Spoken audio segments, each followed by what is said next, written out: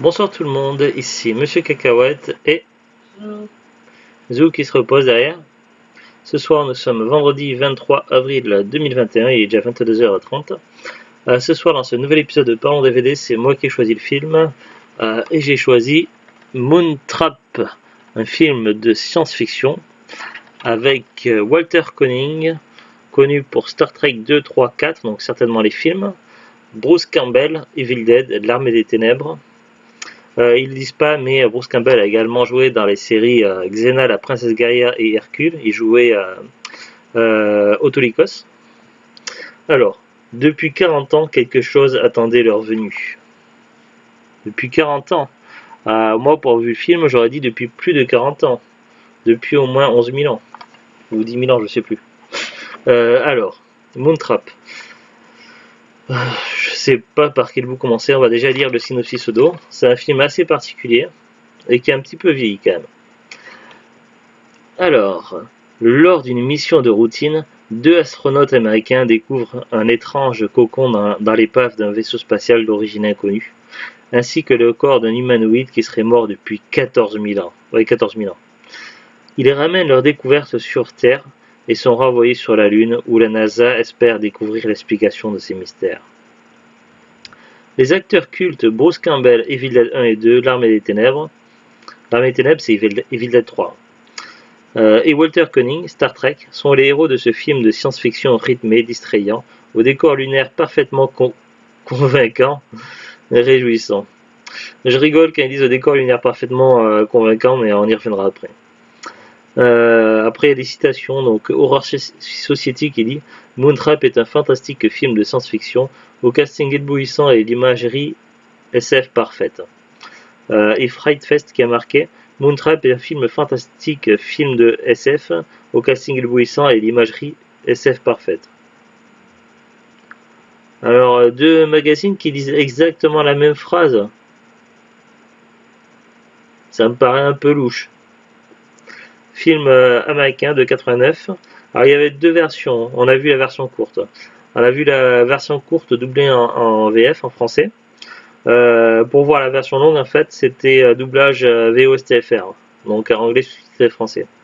Après, il n'y a pas une grosse différence. La version courte dure 81 minutes. La version longue dure 85 minutes. Donc il y a 4 minutes de différence. C'est pas énorme.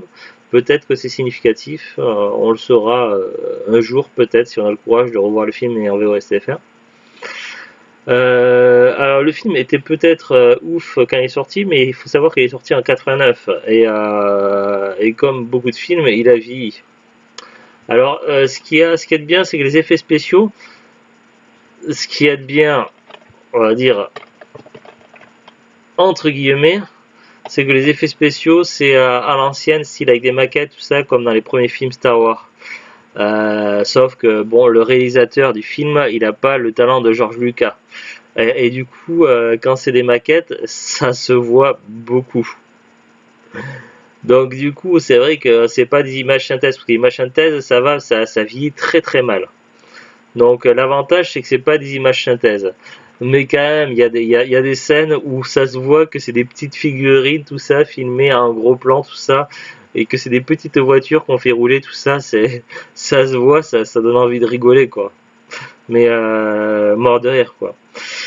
Mais voilà, alors il y a tellement à dire sur ce film. En fait, le résumé derrière, il nous dit rien. Alors je vais essayer de ne pas trop spoiler, mais on va spoiler un petit peu quand même. Mais voilà, c'est le film, je pense, à découvrir une fois pour la curiosité. Mais il y a un peu de longueur et un peu d'ennui quand même, je vous préviens. C'est un film assez étrange, assez déroutant. Avec évidemment des références et des petits clins d'œil. Je sais pas trop comment classer ce film de science-fiction qui est vraiment space.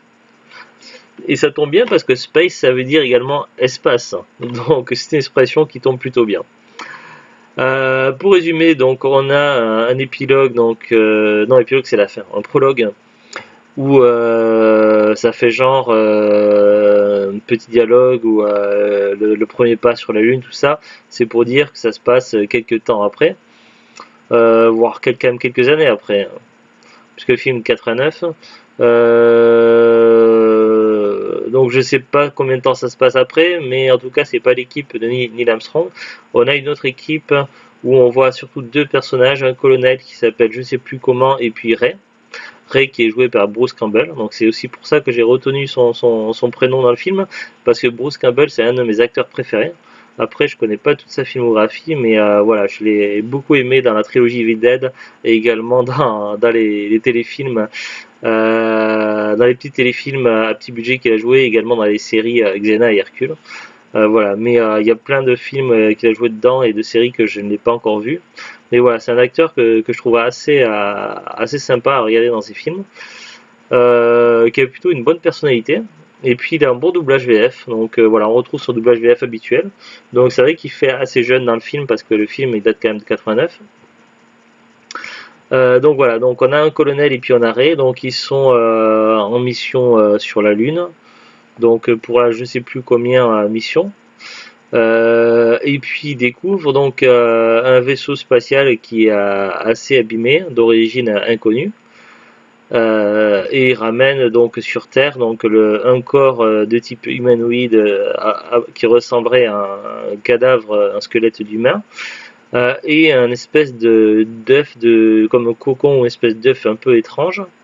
Alors du coup, quand on pense à un œuf sur un vaisseau extraterrestre abîmé, forcément la première chose qui nous vient à la tête c'est Alien 8e passager quoi. Déjà on se dit, il y a un cadavre, il y a un œuf à côté. C'est une putain de connerie de ramener l'œuf sur Terre. C'est la première chose qui me vient à l'idée, surtout quand on a vu Alien. Eux, qu'est-ce qu'ils font? Ils ramènent le cadavre et ramènent l'œuf. Évidemment, c'était pas une bonne idée.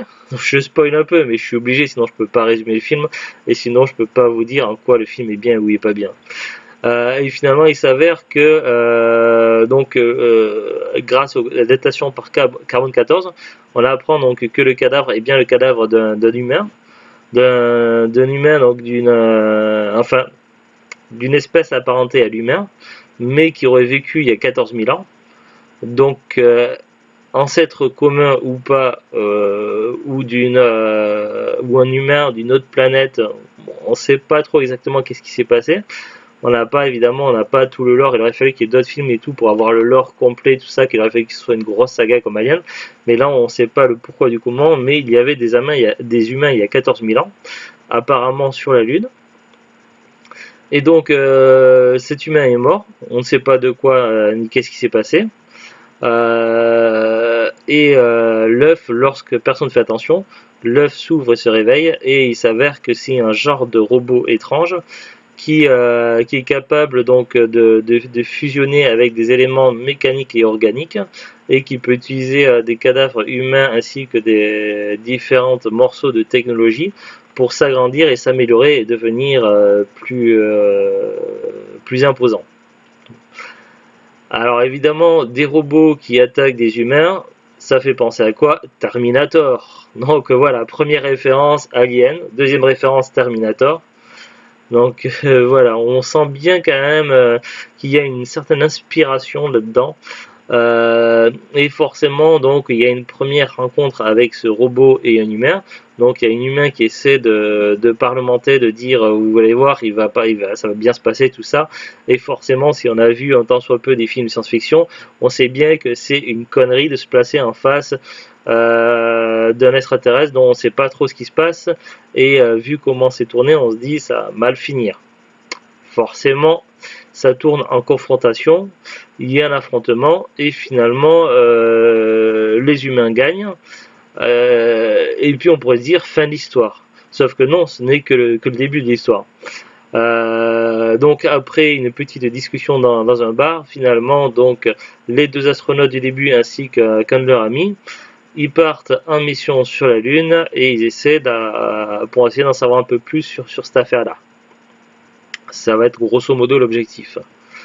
Il y a une petite scène où on voit à un moment donné le colonel avec son fils, tout ça, et la façon dont ils parlent l'un à l'autre, ça fait les genres fausses pubs des années 80 avec pour genre des trucs Kinder ou je sais plus quoi, enfin les pubs vraiment bidons avec ça fait fake quoi. Ça fait tellement fake, tu te dis c'est pas crédible du tout quoi. Non, lâche pas de bêtises. Et voilà, du coup ça me donne envie de rigoler, mais d'une force. Ensuite, donc forcément, ils vont sur la Lune et là, ils découvrent évidemment. Donc là, on part dans la théorie du complot. Effectivement, il y avait une base secrète sur la Lune, une base mystérieuse. Ils vont aller dedans. Et là, donc, tout autour, avant d'arriver sur le chemin, plus ils avancent et plus ils voient de cadavres, de squelettes d'humains. Et là, on se dit, plus on avance vers l'endroit où il y a de plus en plus de cadavres, pourquoi continuer? C'est mauvais signe, c'est un mauvais présage. Plus il y a de cadavres, ça veut dire qu'il y a des choses qui ont tué ces cadavres. C'est une putain de connerie. Et pourtant, ils continuent, ils vont jusque là. Et là, ils tombent au milieu d'une pièce, après avoir vu plusieurs cadavres évidemment, ils tombent sur une capsule en cryogénisé, et il y a une femme dans cette capsule. La capsule s'ouvre, et il y a une femme qui a un look qui ressemble curieusement à Ripley. Comme si c'était Alien 2, donc Alien de retour, où Ripley était en cryo à la fin d'Alien du 8e passager, et finalement elle est réveillée après je ne sais combien d'années. D'ailleurs, c'est ce qui se passe. Donc, il se passe, je sais plus combien, 10 ans, 20 ans, 40 ans, je sais plus, il se passe, ou 100 ans. Il se passe énormément de temps entre Alien 1 et 2, où j'ai oublié, ça fait un moment, où elle est réveillée, elle était en cryo, en sommeil. Et là, c'est pareil. Donc là, on est sur une femme qui s'appelle Mera, euh, et qui était apparemment en cryo pendant plus de 14 000 ans. Alors, c'est tellement invraisemblable que la machinerie est tenue là et que son corps ait survécu au bout de 14 000 ans. C'est tellement impossible, et pourtant, on se dit peut-être qu'avec une technologie avancée, mais quand même, c'est tellement surréaliste, et pourtant, ça fait tellement penser à Ripley, à Alien 2, même dans le look, tout ça, avec un petit côté un peu badass. Et donc voilà, elle est là, ils sont trois, ils se demandent comment on va faire pour partir. Entre temps, donc on voit qu'il y a d'autres robots qui se sont activés sur la Lune et qui commencent à préparer des mauvais coups, évidemment, sinon ça serait trop facile. Et qui s'en prennent, il y a l'espèce de capsule qui servait à se déplacer dans l'espace. Eux, il leur reste plus qu'une Jeep avec pas beaucoup de batterie, donc ils vont être dans une situation embêtante. Et alors là, petite référence à ceux qui connaissent Dragon Ball, l'univers Dragon Ball et les capsules magiques, vous savez, les capsules corp, je sais plus comment on appelle ça, le nom de capsule, on jette la capsule et hop, ça fait une maison, ça fait une tente. Et bien là, on a un moment où c'est un petit peu magique, ou alors ça fait penser également à la technologie des tentes Quechua, où on a la publicité, on lance en tente, elles se montent toutes seules. Et bien là, comme ça, en 2 secondes, ils arrivent à monter un genre d'igloo. Et alors là, c'est magique parce que il n'y a même pas de sas, tout ça. Ils rentrent et hop, ils peuvent enlever le casque. Ils ont de l'oxygène. Ils n'ont pas froid ni rien. C'est magique. Ça paraît tellement impossible, et pourtant ils sont capables d'une telle technologie dans les années 80. C'est incroyable, quoi. Ce film est waouh. Et là, on parle de la technologie des humains de maintenant, des années 80. Parce qu'ils ont pris leur technologie à eux, ils n'ont pas pris la technologie des anciens humains d'il y a 14 000 ans. Et donc, ils font face aux robots, tout ça. On a des scènes un petit peu sanglantes, donc c'est pas vraiment un film tout public, mais c'est pas vraiment un film gore. Il y a quand même une scène où il y a un robot qui a pris le visage d'un humain pour se le mettre dessus. C'est étrange, c'est weird, c'est bizarre, c'est... Bon, bref. Donc il y a des scènes comme ça un peu bizarres où on sait pas trop quel est l'objectif de ces robots. On sait que finalement ces robots-là, donc ce peuple-là s'appelle... et qui sont pas complètement robots, sur certains, il y a une espèce de genre de cerveau derrière. Et ça s'appelle d'après donc la femme qui s'appelle Mera, donc elle appelle ce peuple-là les Keilan ou Kelan ou je sais pas, un truc comme ça. Un truc comme ça, donc ça aurait été plus simple de les appeler les Kevin.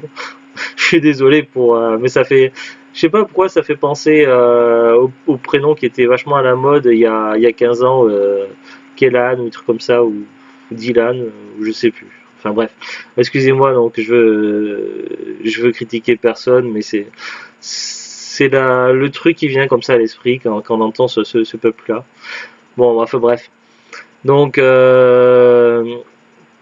Donc on sait juste que ce peuple-là s'appelle comme ça les Kellan, on sait pas trop ce qu'il veut, et il finit par capturer donc dans les astronautes, à un moment donné il ne reste plus qu'un astronaute survivant, plus Mera, donc qui a une tenue d'astronaute aussi, mais de son peuple à elle.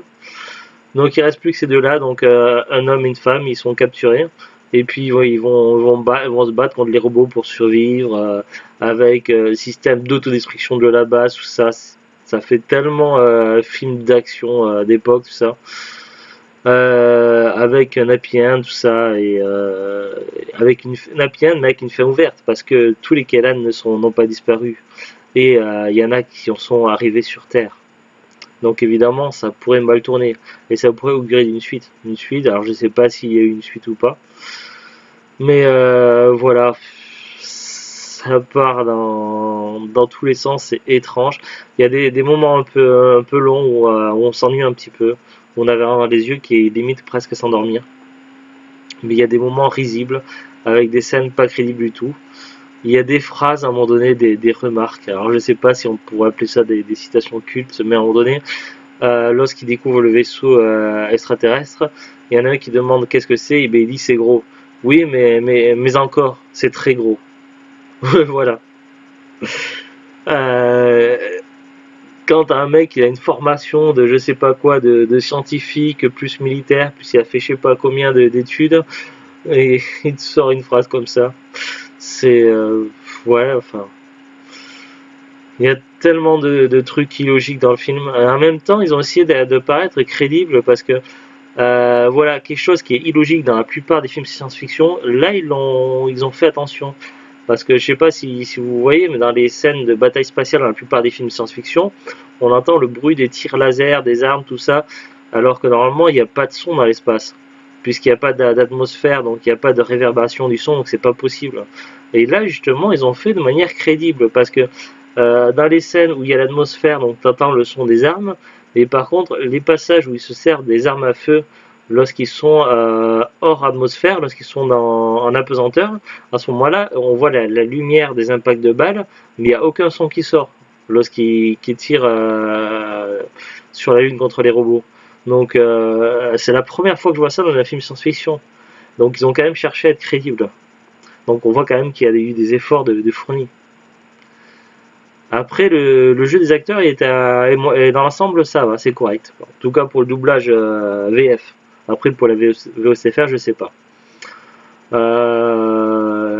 D'après les mimiques et les visages des acteurs, tout ça, il semblait plus ou moins convaincant. À part une scène où le colonel donc, prend dans ses bras la femme, Mera, lorsqu'ils sont sur Terre. Et à un moment donné, je crois qu'elle lui dit je t'aime ou un truc comme ça. Et lui, il lui répond pareil, mais avec un regard comme ça, c'est. Enfin, on se demande, voilà, ça va pas du tout avec ce qu'il répond, quoi, le regard. C'est étrange, quoi. Il y a plein de trucs étranges, on sait pas trop où ça va, tout ça. Alors j'ai essayé d'imaginer des trucs. Alors on peut imaginer, d'après ce qu'on devine du film, tout ça. En fait, d'après ce qu'a dit Mera, c'est qu'elle avait été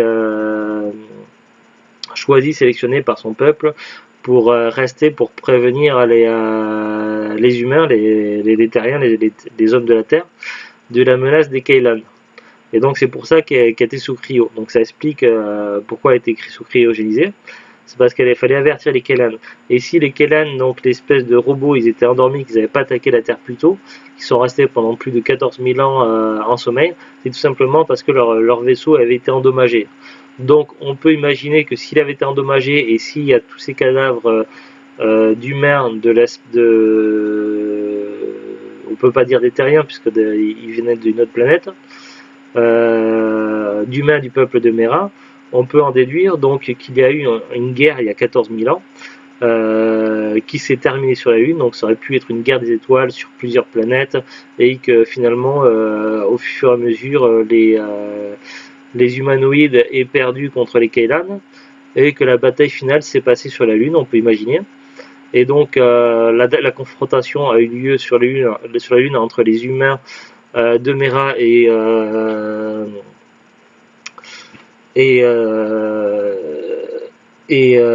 les Kellan. Et dans une ultime affrontement, les Kellan ont réussi à endommager suffisamment le vaisseau des Kellan, donc les humanoïdes. Donc ce qui fait que les Kellan ne pouvaient plus aller sur Terre. Le souci, c'est que du coup, les humanoïdes et les Kellan étaient bloqués sur la Lune. Et donc ils se sont entretués jusqu'à la fin, sauf que les humanoïdes n'ont pas pu faire face aux Kellan, donc les Kellan on les ont tout simplement massacrés et puis se sont endormis. Seule Mira a été préservée puisqu'elle était en cryo, et donc ils ont estimé, les Kellan, ils n'ont pas estimé nécessaire de s'en prendre à elle, on ne sait pas pourquoi. Ils auraient pu l'absorber, la tuer 1000 fois en 14 000 ans, mais ils ne l'ont pas fait. Ou simplement ils ont zappé qu'elle était là, ils n'ont pas fait attention. Voilà. Je ne sais pas pourquoi, mais elle a réussi à survivre pendant 14 000 ans en cryo, autour des Kellan qui étaient là et qui étaient encore actifs. Et qui attendaient tout simplement que quelqu'un vienne leur apporter la technologie nécessaire pour pouvoir continuer leur mission, leur objectif en tout cas. Et du coup, le problème, c'est que les cosmonautes, les spationautes, enfin les astronautes, quand ils sont arrivés sur la Lune, et ben, du coup, ils ont permis aux Kellan de prendre leur petit astronef, quoi, pour pouvoir réparer leur vaisseau. Voilà un petit peu l'histoire, donc c'est très particulier. Alors, il y a un petit défaut au niveau du son, un petit grésillement, mais ça va, il n'est pas très prononcé. Par contre, je suis quand même assez bluffé par le master de niveau d'image. La qualité d'image pour un film restauré de cette époque-là est vraiment impressionnant. Donc, franchement, la qualité d'image, de grain d'image est vraiment bluffant pour un DVD. Ça fait presque penser du Blu-ray, quoi. J'ai été vraiment très très impressionné. Pour un film de 89, au niveau de la qualité d'image, est vraiment très très bonne. Après, au niveau du son, il y a un petit grésillement quand même qui reste. Certainement un grésillement résiduel. Après, je ne sais pas s'il peut être corrigé avec certains équipements. Donc nous, on avait des enceintes de base. Voilà, grosso modo, ma conclusion. En tant que fan de films de science-fiction, si vous aimez les films science-fiction, certains le considèrent comme un film culte. Moi, je serais plus modéré. Si vous ne voyez pas ce film dans votre vie, tant pis, c'est pas. Il y a des films de science-fiction plus intéressants et meilleurs que celui-ci. Ce film-là a vieilli un petit peu. Malgré tout, il reste quand même intéressant. Il reste intéressant pour la curiosité. Donc, si vous êtes curieux et que vous n'avez pas peur donc de ce film qui a quand même vieilli et qui souffre de certains défauts, pourquoi pas avoir une fois pour la curiosité. Donc après, c'est à vous de voir. En tout cas, voilà, ça sera pas dans mes films préférés. Moi, j'avais acheté le DVD pour deux raisons, tout simplement, parce que je l'avais trouvé à Noz, parce que tout simplement, il y a Bruce Campbell qui fait partie de mes acteurs préférés, et parce que c'est un film de science-fiction, et je me suis dit, film de science-fiction de Bruce Campbell, ça serait intéressant à voir. Donc c'était surtout pour la curiosité. Voilà, donc le film était intéressant, mais franchement pas mémorable. Il y a mieux et il y a pire. Mais c'est pas le genre de film que je me sens de revoir plusieurs fois en tout cas. Donc après, à vous de voir. On va regarder la fiche Wikipédia du film. Alors il appelle sur Wikipédia Péril sur la Lune, entre parenthèses Moontrap. Moontrap, si on traduit littéralement, ça serait piège sur la Lune ou piégé sur la Lune. Eux, ils l'ont traduit par Péril sur la Lune. C'est un film de science-fiction américain réalisé en 89 par Robert Dyke. Synopsis, ils disent: lors d'une banale mission en orbite autour de la Lune, deux astronautes américains découvrent un étrange cocon dans les pattes d'un vaisseau spatial d'origine inconnue flottant. Bah, ça dit exactement ce qu'il y a écrit au dos, donc. Et ça bouleverse aussi quelques-unes des théories concernant notre origine. C'est tout, il n'y a rien d'autre. Il y a la fiche technique et la distribution. Ils disent 92 minutes. Casting, donc Walter Koenig qui joue Jason Grant, Bruce Campbell qui joue Ray Tanner, Laig Lombardi qui joue Mera, puis après donc il y a Robert Kurtz, John G. Saunders, Revi Graham, Tom Case, Judy Leavitt, Robin Yabuku et Maria F. Mitnick. Voilà, le casting est assez léger, donc il n'y a pas beaucoup, mais en même temps il n'y a pas beaucoup de personnages dans le film. On va regarder un petit peu la fiche de Bruce Campbell.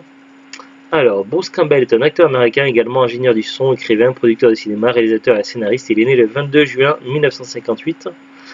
Ah oui, il a 62 ans quand même. À Royal Oak, dans le Michigan. Il est principalement connu pour son rôle d'Ash Williams dans la série Evil Dead. Pour citer quelques... alors si je vais lire quand même, sur la biographie, ils disent ami de Sam Raimi depuis ses tout débuts, il est surtout connu pour avoir joué le rôle d'Ash Williams dans la saga Evil Dead. Il est l'un des membres fondateurs de la société Renaissance Pictures, qui sert à financer les projets de Sam Raimi et de Campbell. Il reprend d'ailleurs son rôle en 2015 dans la suite de la saga en série télévisée Ash vs Evil Dead. Par la suite, il devient un acteur de série B. Il a joué le rôle d'Autolycus dans la série Xena la guerrière et dans Hercule aussi. En 2007, il a obtenu l'un des rôles principaux de la série Burn Notice. Il effectue également plusieurs caméos dans les films de Sam Raimi, comme les 3 films de Spider-Man. Dans le premier, il est commentateur de ring où Peter combat pour gagner de l'argent. Dans le deuxième, il joue un employé dans un théâtre. Et dans le troisième, il prend le rôle d'un employé dans un restaurant. Alors, je ne vais pas citer tous les films, surtout qu'il y a beaucoup de films qui n'ont pas de fiche Wikipédia, qui ne sont pas très connus. Alors, pour citer quelques-uns des films les plus connus de Bruce Campbell, donc Evil Dead en 1981, Evil Dead 2 en 1987, Maniac Cop en 88, Pirates sur la Lune, donc Moontrap en 89, Maniac Cop 2 en 90, Darkman en 90, Waxwork 2 en 92, Evil Dead 3 en 92, Mort au vif en 95, Congo en 95, Fargo en 96, Los Angeles 2013 en 96, Une nuit en enfer 2 99, il y a quand même Time Quest 2000, Spider-Man 2002, Booba Hop-Tep 2002, Intolérable cruauté 2003, Spider-Man 2 2004, L'école fantastique 2005, Lucas Fourmi malgré lui 2006, My Name is Bruce 2007, Spider-Man 3 2007, Tempête de boulettes géantes au niveau des voix je pense 2011, pareil pour Cars 2, non, Tempête de boulettes géantes c'était 2009, Cars 2 2011, Evil Dead le reboot 2013, il jouait Ash mais un nom crédité, Doctor Strange is the Multiverse of the Madness en 2022,